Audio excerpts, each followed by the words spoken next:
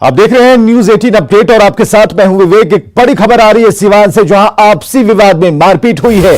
मारपीट में 6 लोग घायल हुए हैं। घायलों में 2 की हालत बेहद गंभीर है। मारपीट की यह घटना मुफस्सिल थाना क्षेत्र के करड़ुआ गांव की है।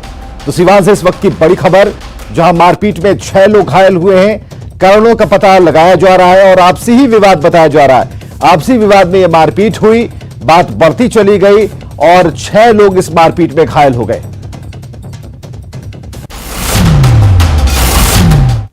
अगर आप किराएदार रखते हैं तो सावधान रहिएगा। पटना के बोरिंग रोड में किराएदार ने मकान मालिक और उसके बच्चे पर खौलता दूध फेंक दिया। इस हमले में एक छोटे बच्चे के साथ 3 लोग बुरी तरह से घायल हो गए हैं। आनंद फानन में सभी को हॉस्पिटल में भर्ती कराया गया, जहां इलाज के बाद घायल हालत में ये सभी इसके पूरी थाना पहुंचे, मामला दर्ज कराया।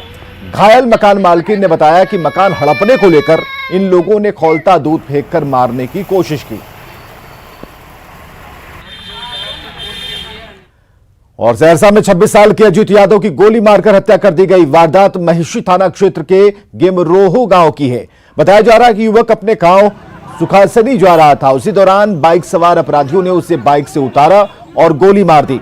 अस्पताल ले जाने के दौरान उसकी मौत हो गई। घटना के बाद आक्रोशित लोगों ने सगर थाना समीप थाना चौक पर सड़क जाम किया, हंगामा किया और घंटों हंगामे के बाद स्थिति को नियंत्रित किया पुलिस ने। एक व्यक्ति की नवयुवक की हत्या की गई है। इसमें शुरुआती स्तर पर अभी 3 लोगों को मौका वारदात से ही डिटेन किया गया है और इसके बाद में अभी क्योंकि प्राथमिकी दर्ज नहीं हुई है, अभी जैसे ही प्राथमिकी दर्ज होती है हम लोग इसमें अपना अनुसंधान प्रारंभ करते हैं और लगातार गिरफ्तारी भी करते हैं। और गया शहर के राजेंद्र आश्रम के पास एक जलेबी दुकानदार और ग्राहक के बीच जमकर मारपीट हुई। सोशल डिस्टेंसिंग की बात को लेकर विवाद हुआ था और इसके बाद ग्राहक आक्रोशित हो गया, दुकानदार के साथ मारपीट करने लगा और इसके बाद दोनों तरफ से जमकर मारपीट हुई। जानकारी मिलते ही पुलिस पहुंची और स्थिति को नियंत्रित किया। फिलहाल स्थिति कंट्रोल में है।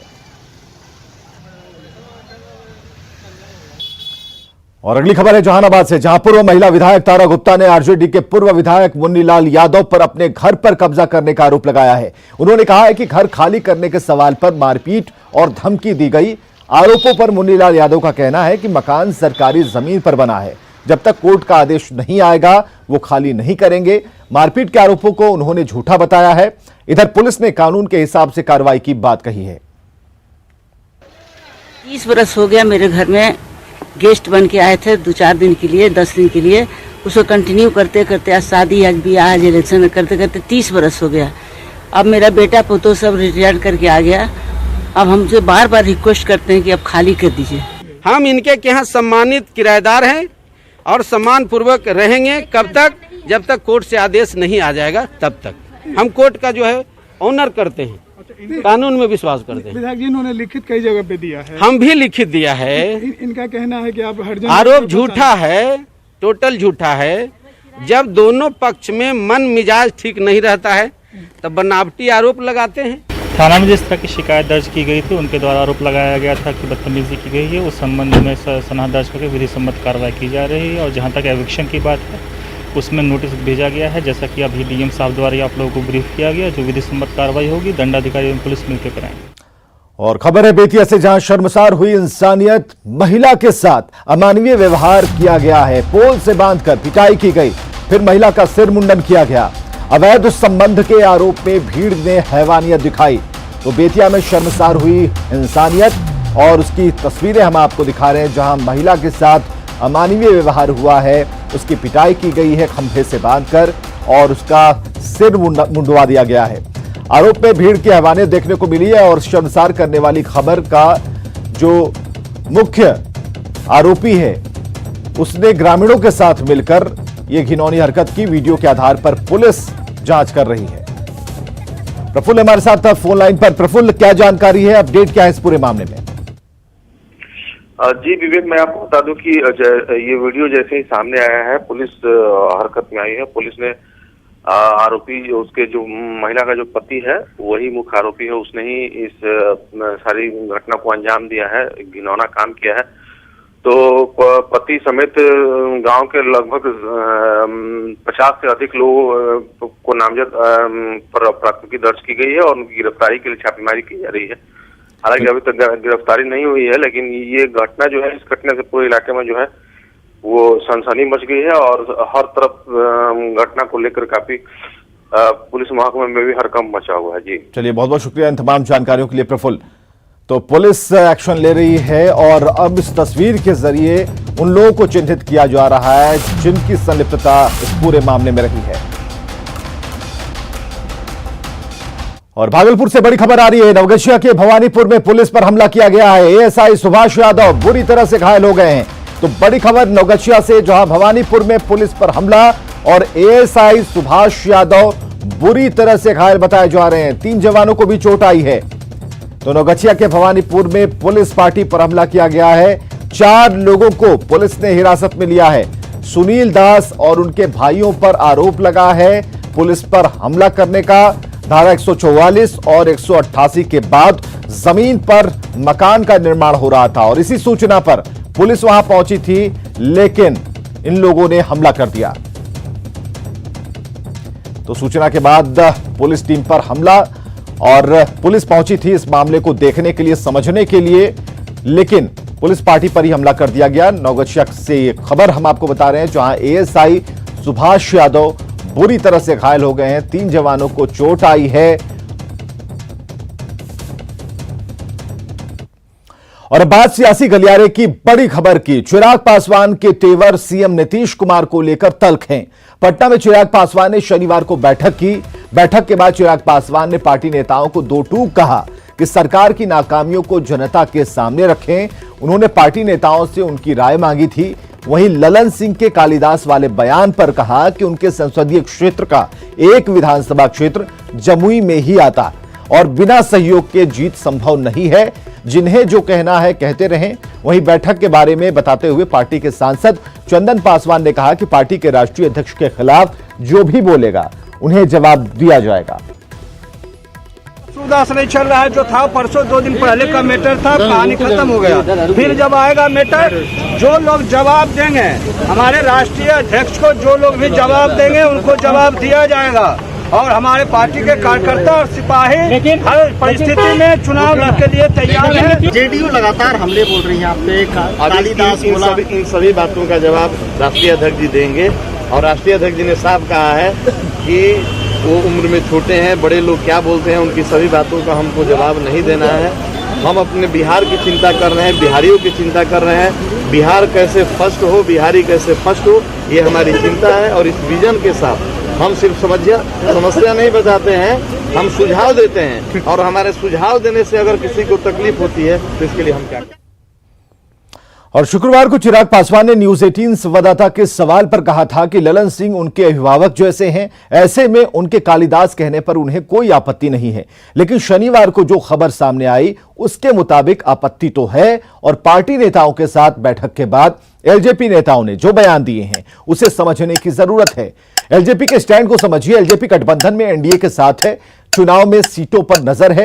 एलजेपी को अपने वोट बैंक की भी चिंता है। एलजेपी के बड़े नेता खामोश रहेंगे, जिससे ऑल विल का जाएगा संदेश। और इधर एलजेपी अपने नेताओं को बयान दिलवाकर उसका असर देखेगी।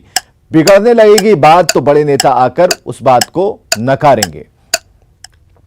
अब बात मांझी के स्टैंड पर जारी सियासत की। वजीरगंज के कांग्रेस विधायक अवधेश सिंह ने मांझी के एनडीए में जाने से इनकार किया। उन्होंने कहा कि मांझी पुराने कांग्रेसी नेता रहे हैं और जेडीयू ने उन्हें सीएम पद से हटा दिया। मांझी अब ऐसा कोई काम नहीं करेंगे जिससे सेक्युलर ताकतें कमजोर हों। जीतन मांझी जी एक सेकुलर नेता हैं, एक बुद्धिजीवी नेता हैं। हम समझते हैं कि जीतन मांझी जी ऐसा कोई काम नहीं करेंगे जिससे कि उस सेकुलरिज्म पर आघात पहुंचे।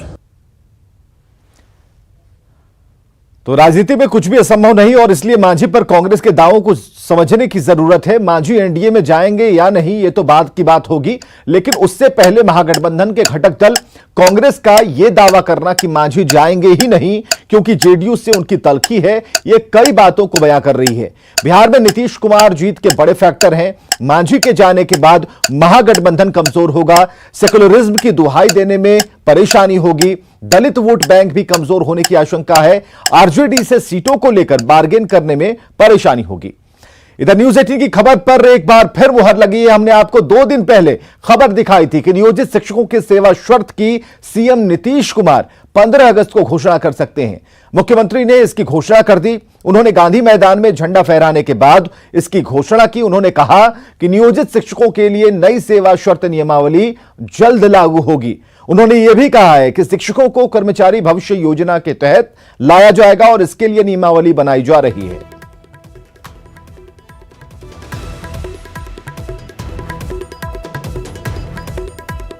पंचायती राज संस्थान एवं नगर निकाय के शिक्षकों के सेवा शर्तों को बेहतर बनाने के लिए जितने हमारे टीचर हैं पंचायती राज संस्थान और नगर निकाय में, उनको बेहतर बनाने के लिए शीघ्र नई सेवा शर्त नियमावली लागू की जाएगी और इनके सामाजिक सुरक्षा के लिए उन्हें कर्मचारी भविष्य निधि, एम्प्लॉय प्रोविडेंट फंड, ईपीएफ का लाभ दिया जाएगा। ये हम लोगों ने तय कर दिया है और ये सब इसके लिए नियमावली बन रही है। बहुत जल्दी अब इसके बारे में सब कुछ का फॉर्मल जो औपचारिक निर्णय है वो अभी कुछ ही दिनों के अंदर हो जाएगा। मैं इसकी जानकारी आपको दे देना चाहता हूं। और राज्य सरकार द्वारा सभी पंचायतों में जो हमने जिक्र किया एक एक उच्च माध्यमिक विद्यालय की स्थापना, तो इसके लिए सबको शिक्षा की सुविधा उपलब्ध कराने के लिए 35,916 शिक्षकों का पद सृजित किया गया है, जिन पर नियुक्ति की कार्रवाई शीघ्र प्रारंभ कर दी जाएगी। तो सेवा शर्त और ईपीएफ को लेकर सीएम नीतीश कुमार की घोषणा के बाद माध्यमिक शिक्षक संघ ने जहां सीएम नीतीश कुमार को बधाई दी, वहीं न्यूज 18 को भी सटीक खबर दिखाए जाने को लेकर धन्यवाद दिया। न्यूज 18 को बधाई देते हैं कि और आपको बधाई देते हैं कि आपने इस सवाल को बड़ी प्रमुखता के साथ सबसे पहले उठाया है। और मैं माननीय मुख्यमंत्री जी को भी बधाई देता हूं कि लंबे समय से जो बहुप्रतीक्षित मांग थी शिक्षक संगठनों की कि उनकी सेवा शर्त नियमावली लागू की जाए, तो सेवा शर्त नियमावली लागू करने की घोषणा उन्होंने की है। और साथ साथ जो कर्मचारी भविष्य निधि का लाभ देने के संबंध में भी उन्होंने बात कही है। ये दोनों बातें मैं समझता हूँ कि बहुत अच्छी हैं। सेवा शर्त एक बड़ी चीज़ है, इसमें खाका पूरा होता है, इसमें प्रमोशंस के तरीके जो होंगे और सारी बातें जो वर्णित होगी उनसे शिक्षकों को आने वाले दिनों में बहुत लाभ होगा। जी, क्या लग रहा है कि नीतीश कुमार ने चुनावी मास्टर स्ट्रोक खेल लिया? इसको मास्टर स्ट्रोक भी कह सकते हैं और इसको यूं ही देख सकते हैं कि ये हमारी लंबी मांग थी और इसके लिए शिक्षक संगठनों ने 70 दिन 80 दिन का एक आंदोलन भी किया था। तो शिक्षकों के लिए सेवा शर्त की सीएम ने घोषणा के बाद विपक्ष ने जोरदार हमला बोला है। आरजेडी नेता मृत्युंजय तिवारी ने इसे चुनावी लॉलीपॉप बताया। चुनाव के समय इनको शिक्षक याद आ रहे हैं, ये लॉलीपॉप से काम नहीं चलेगा। नियोजित शिक्षकों के साथ नेता विरोधी दल तेजस्वी यादव जी ने सड़क से लेकर सदन तक आवाज बुलंद करने का काम किया है। इसलिए नियोजित शिक्षक भाइयों को याद है कि किस तरह से सरकार ने प्रताड़ित करने का काम शिक्षकों को किया। तो सेवा शर्त जल्द लागू होने की बात कही गई है, लेकिन खबर यह है कि सरकार ने वेतन बढ़ाने पर सहमति नहीं दी। जो सूत्र बता रहे हैं उसके मुताबिक कोरोना को लेकर सरकार ने सहमति नहीं दी है। सेवा शर्त, ईपीएफ और प्रमोशन का लाभ मिलेगा। खबर यह है कि सोमवार को कैबिनेट में सेवा शर्त को मंजूरी मिलेगी और इसके बाद मंगलवार से इसे लागू कर दिया जा सकता है। इसके साथ नियोजित शब्द हटाने की भी घोषणा होनी है।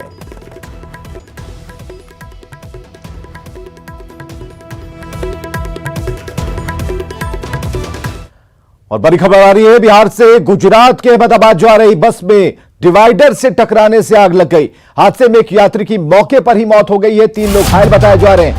पुलिस के आला अधिकारी मौके पर पहुंच चुके हैं। दमकल कर्मियों ने आग पर काबू पा लिया है। थाना नसीपुर क्षेत्र के आगरा लखनऊ एक्सप्रेसवे पर पोल नंबर 54 की एक घटना है। तो बड़ी खबर हम आपको दिखा रहे हैं। गुजरात जा रही बस में आग लगी है। आग बुझाने की पूरी कोशिश की गई और ये डिवाइडर से टकराने की वजह से ये आग लगी, जो बताया जा रहा है। और जो जानकारियां मिल पा रही हैं, ये थाना नसीपुर क्षेत्र के आगरा लखनऊ एक्सप्रेसवे पोल संख्या 54 के पास ये गंभीर दुर्घटना हुई है। तो बड़ी खबर इस वक्त की, बिहार से गुजरात के अहमदाबाद जा रही बस में डिवाइडर से टकराने से आग लग गई। हादसे में एक यात्री की मौके पर मौत हुई है। 3 लोग घायल बताए जा रहे हैं, जिन्हें अस्पताल ले जाया गया है। पुलिस के आला अधिकारी मौके पर कैंप कर रहे हैं और कोशिश की जा रही है कि इस आग पर जल्द से जल्द काबू पाया जा सके। तो अहमदाबाद जा रही बस में आग लगी और बताया जा रहा है कि डिवाइडर से टकराने के बाद इसमें आग लग गई है। कोशिशें की जा रही हैं ताकि आग पर काबू पाया जा सके। अजेंद्र शर्मा है हमारे सहयोगी फिरोजाबाद से। अजेंद्र, क्या खबर है?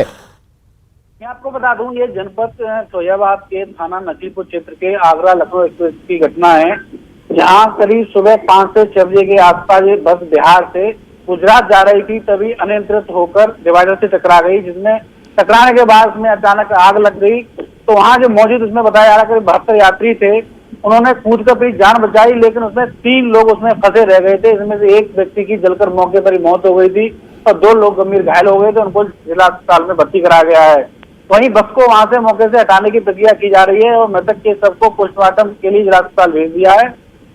जी चलिए, बहुत बहुत शुक्रिया इन तमाम जानकारियों के लिए। तो अहमदाबाद जा रही बस डिवाइडर से टकराई, उसमें आग लगी और आग बुझाने का प्रयास किया जा रहा है, लेकिन एक यात्री की मौके पर ही मौत हो गई, जबकि 3 लोग जो घायल हैं उन्हें अस्पताल ले जाया गया बेहतर इलाज के लिए।